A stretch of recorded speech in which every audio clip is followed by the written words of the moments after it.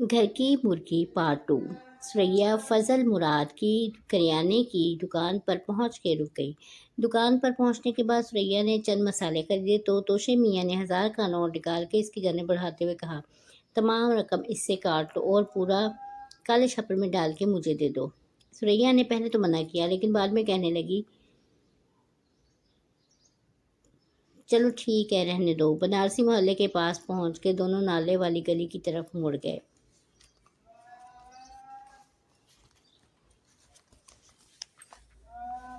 شہتوت کے درخت کے نیچے لوگ ویسے ہی جمع تھے اور جمیل جوشاندے کی چائے کا دور چل رہا تھا۔ سریا منہ بسوڑتے ہوئے بولی، مجھے مردوں کا یوں فارغ بیٹھنا بالکل اچھا نہیں لگتا۔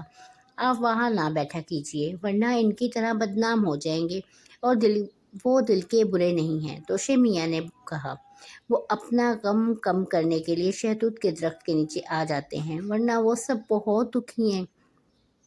جیسے آپ دکھی ہیں؟ سریا مسکرائی۔ مہجبین کا تیسرا بچہ بھی مرا ہوا پیدا ہوا تھا، لیکن اس میں اس کا قصور کیا تھا؟ یہ تو سب اللہ کی مرضی تھی۔ توشے میاں ٹھنڈی آنکھیں بھر کے رہ گئے۔ اس میں اس کا قصور نہیں، بلکہ ہسپتال والوں کا قصور ہے۔ وہ ہر سال مجھے بھی اچھی خاصی رقم بٹور لیتے ہیں۔ مجھے اولاد کی خواہش نہیں، لیکن محنت کی کمائی بہت عزیز ہے۔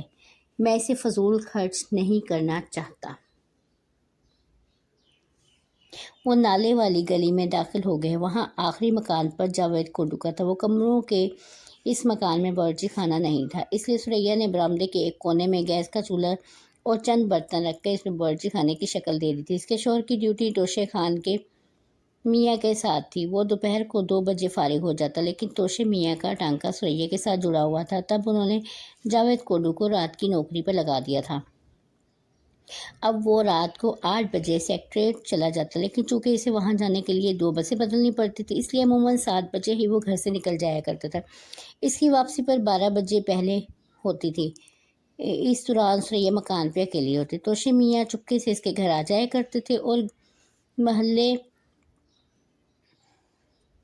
وہ 11 بجے کے قریب مکان میں رہتے تھے۔ اس دوران کمرے میں خاموشی طاری رہتی تھی، لیکن اب یہ 3 گھنٹے کی رفاقت اس کے دل و دماغ پر طاری ہونے لگی تھی۔ انہیں سریا بہت اچھی لگتی تھی۔ نہ جانے مہجبین کیوں انہیں بری لگنے لگی تھی، حالانکہ وہ تو تھی بھی اللہ میاں کی گائے۔ مکان میں داخل ہونے کے بعد سریا نے ہاتھ میں پکڑا ہوا سودا سلف کا شاپر باورچی خانے میں رکھا اور چائے کے لیے پانی رکھنے لگی، لیکن توشے خان نے منع کر دیا اور کمرے کی جانب دھکیلتے ہوئے بولا، جمیل جوشاندے کی چائے پینے کے بعد مجھے بھی اچھا نہیں لگتا، تم بس جگ اور گلاس لے آؤ، اب آپ احتیاط پیتے ہوئے بات چیت کریں گے۔ سریا کی جانب رکھی ہوئی جالی کی ڈولی سلور کا جگ اور گلاس اٹھایا، پھر توشے میاں کے پیچھے چلتی ہوئی کمرے میں آ گئی۔ وہاں دری کے اوپر چند تکیے رکھے ہوئے تھے، اس کے سوا وہاں کچھ نہیں تھا۔ جاوید کوڈو کے حالات رات والی ڈیوٹی کرنے سے پہلے بہت خراب تھے۔ وہ جس محکمے میں کام کرتا تھا وہاں کام نہ ہونے کے برابر تھا، اس لیے اوپر کی آمدن بھی کم تھی، لیکن ان رات کی ڈیوٹی کرنے کے بعد اس کے حالات بہتر ہو گئے تھے۔ وہ توشے خان کا احسان مند بھی تھا، لیکن اسے معلوم نہیں تھا کہ انہوں نے رات کے وقت کی نوکری صرف اس لیے لگایا تھا کہ سریا کے ساتھ گل چھڑے اڑا سکے۔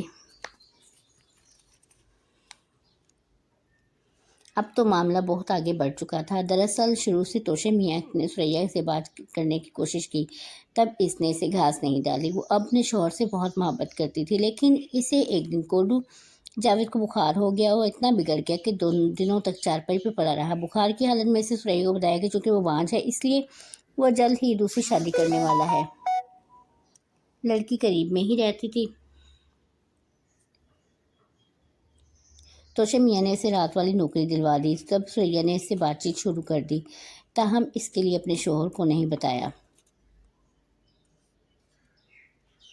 کیونکہ اس کا شوہر عام لوگوں کی طرح عیاش نہیں تھا۔ تاہم اسے اثناء میں توشے میاں کو اپنا دل دے چکی تھی، اس لیے واپسی ممکن نہیں رہی۔ توشے میاں گلاس کا شراب بھرتے ہوئے بولا، ہم جلدی شادی کر لیں گے، میں اب تمہارے بغیر نہیں رہ سکتا۔ تم جاوید سے طلاق لے لو، میں اپنا ٹرانسفر قریبی شہر میں کروا لیتا ہوں، وہاں کوئی جاننے والا نہیں ہوگا۔ رہی مہجبین کی بات، تو وہ میرے کسی کام کی نہیں، یہاں سے جانے سے بعد اسے پہلے طلاق دے دوں گا۔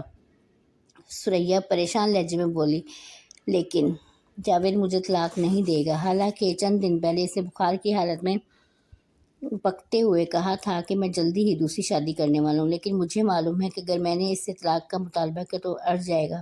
ہو سکتا ہے دوسری شادی کرنے کے بعد مجھے طلاق نہ دے، اس کے بعد بھی کچھ نہ ہو سکے گا۔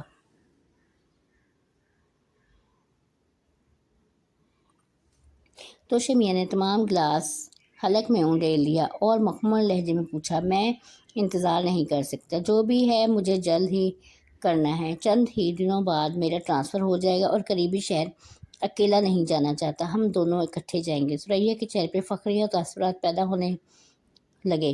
اسے معلوم تھا کہ توشے میاں اس کی محبت میں پوری طرح گرفتار ہو چکا ہے۔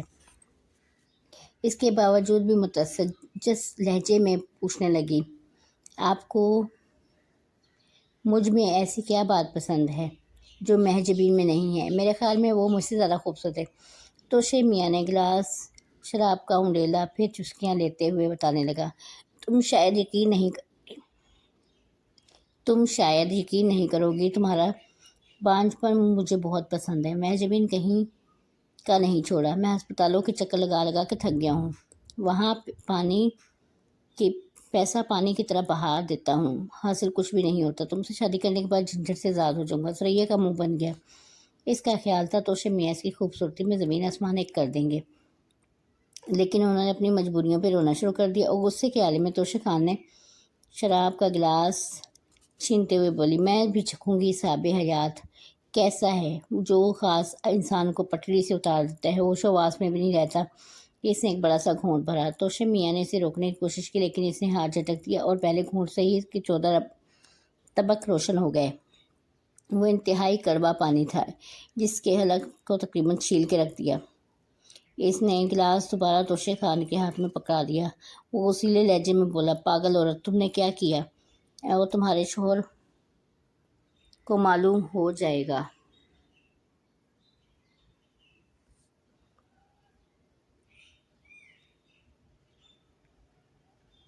تم نے میرے ساتھ بیٹھ کے شراب پی ہے، وہ تمہیں طلاق نہیں دے گا۔ ثریا پریشان لہجے میں بولی، لیکن اسے معلوم کیسے ہوگا؟ یہاں اسے بتانے والا کوئی نہیں۔ توشے میاں سخت لہجے میں بولے، شراب کی بو بہت دور سے سونگا جا سکتا ہے، تمہارے منہ سے بو آ رہی ہے، جاوید کو فوراً معلوم ہو جائے گا، تم اچھی طرح سے منہ صاف کر کے آؤ۔ لیکن ثریا کو نشہ چڑھنے لگا، اس کی گود میں سر رکھتے ہوئے بولی، اچھا ہے اسے پتہ چل جائے، بزن ہونے کے بعد خود طلاق دے دے گا، تب ہماری جلد ہی جان چھوٹ جائے گی، میں اب اس کے ساتھ ایک پل بھی نہیں رہنا چاہتی۔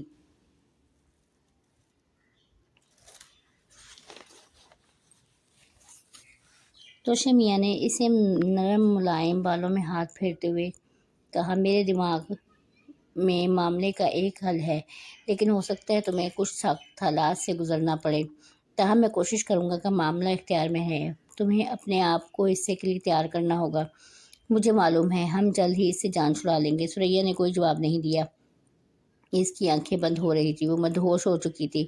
توشے خان نے اسے احتیاط کے ساتھ گود میں اٹھایا اور ساتھ والے کمرے میں لے کر چارپائی پہ لٹا دیا، پھر گھڑی کی جانب دیکھا، ابھی رات کے 8:30 بج رہے تھے۔ ثریا نے شراب پی کر تمام معاملے کی ایسی کی تیسی کر دی تھی۔ وہ مکان سے نکل کر بنارسی محلے کی طرف چل دیا۔ شہتوت کے پیڑ کے نیچے اندھیرا چھایا ہوا تھا اور جمیل شاندے والا بھی وہاں سے جا چکا تھا، اس لیے انہیں محبوب مہجبین کو وجود کو برداشت